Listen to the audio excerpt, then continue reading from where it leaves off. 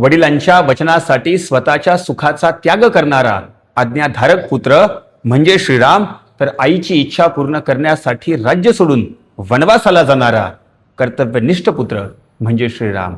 एक पत्नी व्रत पाळणारा आदर्श पती म्हणजे श्रीराम, तर सर्व प्रजेसोबत न्याय करणारा आदर्श राजा म्हणजे श्रीराम. स्त्रीचा अवमान करणाऱ्या रावणाचा नाश करून स्त्री सन्मान राखणारा युगपुरुष म्हणजे श्रीराम, तर शबरीची साधी बोरं प्रेमाने खाऊन जाती भेदाला नकार देऊन समतेचा संदेश देणारे म्हणजे श्रीराम.